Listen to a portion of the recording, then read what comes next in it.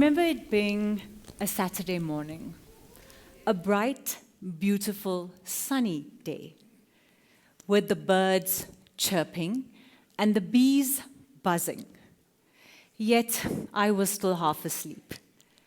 And I think many of you in the audience would resonate with this if you are parents of very young kids. We tend to be half asleep all the time. I recall that my two little girls had begged me that morning to take them to their favorite play park.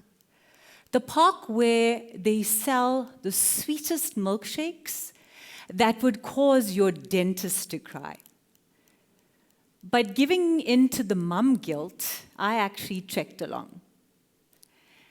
And as I sat at the play park, sipping on much-needed caffeine, I noticed my little girls playing and a very handsome man towering over my little girl.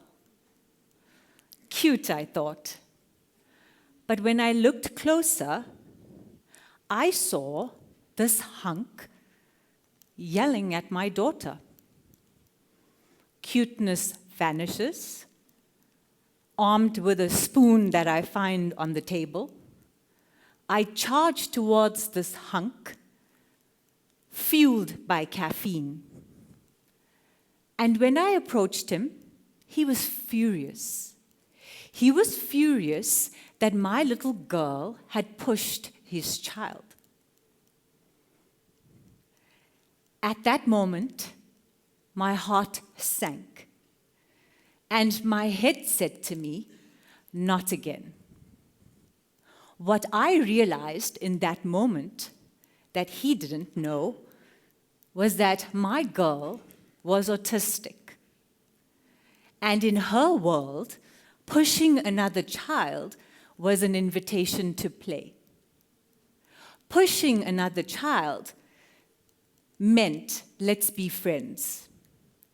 Now, as many of us sitting in the audience may be aware, that there are individuals who are neurodiverse and autistic, like my little girl, and they at times have difficulty expressing themselves and using words to communicate. Words are not their strength, and my daughter was no exception. But the hunk, he was hearing none of it. He felt that my daughter's behavior was in fact defiant. And to add salt to injury, he also questioned my parenting skills.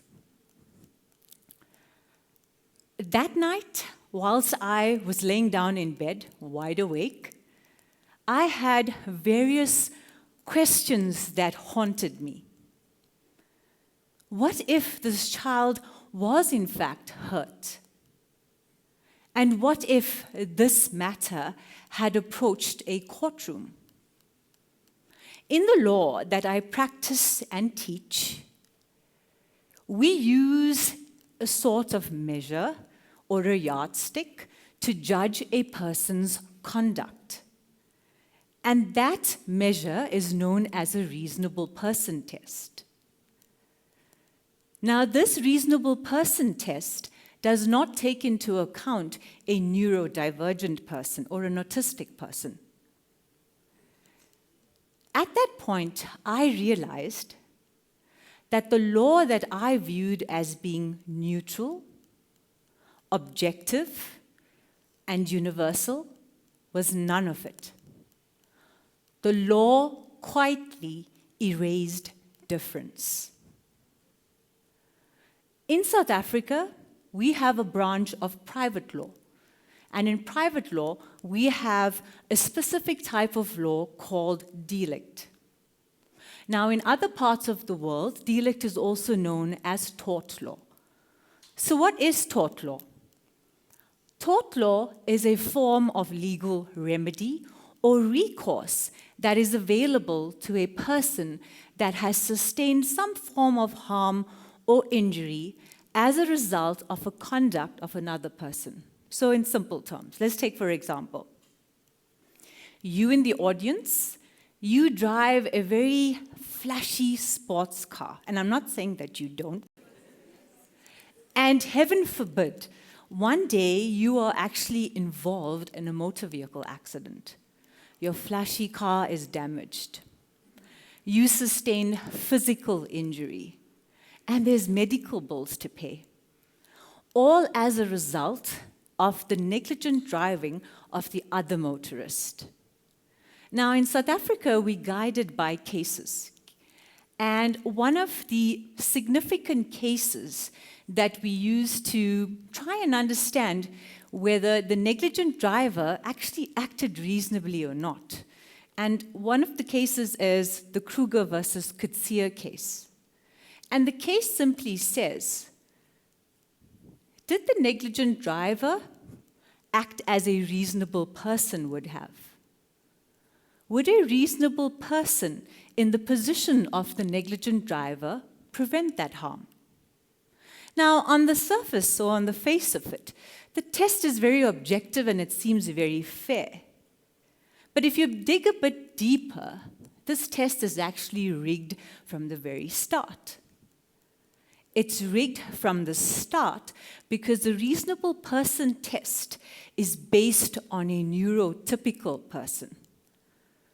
A neurotypical person where the law assumes would anticipate all sorts of risk, as well as a person who can actually read all different types of social cues. It's rigged from the start for a neurodiverse person, because a neurodiverse person sees the world very differently. This test will never judge the neurodiverse person for who they are. They will always be judged against a standard that they will never attain. This is not neutrality. This is exclusion masked as objectivity. Now, the law already adapts to certain categories of persons. It adapts to children that have the same age and maturity. It adapts to professional and skills persons. So why not adapt to a neurodivergent person and ask ourselves the question, what would a reasonable neurodivergent person have foreseen in the circumstances? And this does not excuse harm. Accountability will actually remain. But we are simply saying that the law should adapt and transform and speak to the voice of our Constitution that urges us to develop the law in order to recognize equality, dignity, and diversity. Now, this problem is not unique to South Africa. It's actually a universal problem. If you look at the United Kingdom, where there's been an increased awareness on disability rights in the workplace as well as in the classroom, yet tort law remains static.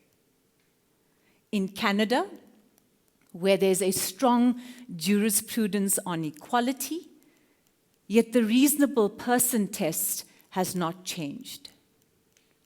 Now, the United Nations Convention on the Rights of Persons with Disability urges states around the world to reform their legal standards in order to recognize and not discriminate indirectly. So South Africa has a chance to lead. We have a chance to evolve the law. We have a chance to evolve the law for the betterment of society. Because society does not live in case law, and neither does it live according to legal rules. Society lives in the playground. Society lives in the workplace. And society lives in the classroom. Our law can be the guiding light to society.